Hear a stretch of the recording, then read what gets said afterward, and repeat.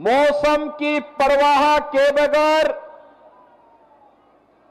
आज की चुनावी सभा में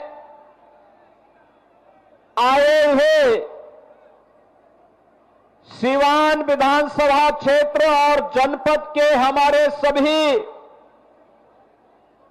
बहनों और भाइयों, मैं सबसे पहले मौसम की परवाह के बगैर पिछले 3 दिन से लगातार बिहार में मूसलाधार बारिश और मौसम की परवाह के बगैर आपका जो ये उत्साह है, इस उत्साह का मैं हृदय से आपके प्रति आभार व्यक्त करते हुए अभिनंदन करता हूं। आप सबका मैं अभिनंदन करता हूं।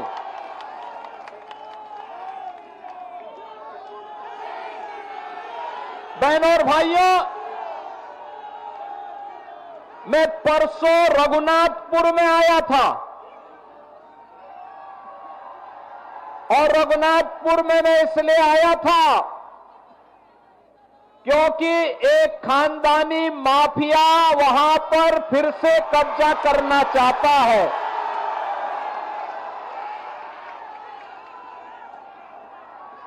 उत्तर प्रदेश में तो हमने बुलडोजर से रौंद रौंद करके इन माफियाओं की कचमूर निकाल करके उत्तर प्रदेश की धरती से जहन्नुम के रास्ते उनके खोल दिए हैं। लेकिन हमारी सीता मैया से जुड़े हुए बिहार की धरती पर कोई मारीच और सुबह फिर से सिर न उठाना पड़े, उठा सके। लेकिन जब मैं उस दिन आ रहा था तो बड़ी बारिश शुरू हो गई थी और मैं सोचता था कि कोई सभा में होगा नहीं, लेकिन रघुनाथपुर की सभा में वहां के युवाओं की, यहां के नागरिकों की, यहां के अन्नदाता किसानों की, यहां की माताओं बहनों के उत्साह को देख करके मैं कह सकता था कि सीवान की सभा में उससे भी बड़ा सैलाब आने वाला है। और मुझे विश्वास था। और मैं जब लखनऊ से आज प्रातः चला तो लोगों ने कहा कि सीवान में लोग नहीं आएंगे। मैंने कहा देखो, मेरे आने के पहले 50,000 की भीड़ वहां पहुंच चुकी होगी, इसकी चिंता मत करो। वह बिहार है।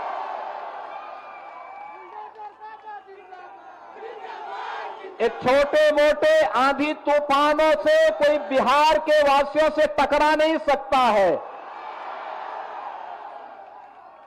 बिहार का नौजवान देश और दुनिया के अंदर जहां कहीं गया है, उसकी बुद्धि, उसकी मेधा का लोहा सबने माना है। लेकिन अब समय आ गया है, समय आ गया है। पिछले 20 वर्ष में नीतीश बाबू के नेतृत्व में सुशासन की जो नींव मजबूत हुई है, उस पर बिहार की मेधा और बिहार की बुद्धि के बल पर एक सुदृढ़ भवन का निर्माण करना है, जो विकसित बिहार के निर्माण में योगदान दे सके। और इसके लिए आपका आह्वान करने के लिए आज मैं वापस यहां पर आपके बीच आया हूं। बहन और भाइयों, ये सचमुच जब हर व्यक्ति घबराया है बारिश में क्या होगा, तब भी आपने उत्साह दिखाया, आपने दिखाया। सचमुच ये अभिनंदनीय है, स्वागत योग्य है। और इसीलिए मैं आप सभी का, सीवान वासियों का हृदय से अभिनंदन करता हूं, स्वागत करता हूं। बहनों और भाइयों,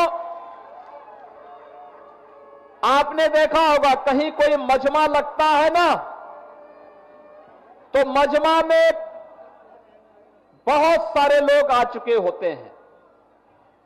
अपने अपने तरीके से वे वहां पर लोगों की आंखों में धूल झोंकने का काम करते हैं। लेकिन याद रखना, जिन लोगों ने बिहार के सामने पहचान का संकट खड़ा किया था, जिन लोगों के कारण सिवान वासी भय और दहशत के माहौल में जीने के लिए मजबूर हुए थे, उन लोगों को दोबारा बिहार में वापस आने नहीं देना है, किसी भी हालत में नहीं आने देना है।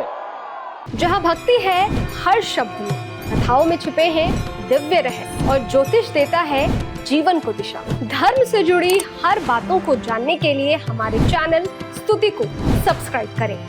चैनल पर जाने के लिए इस लिंक पर क्लिक करें।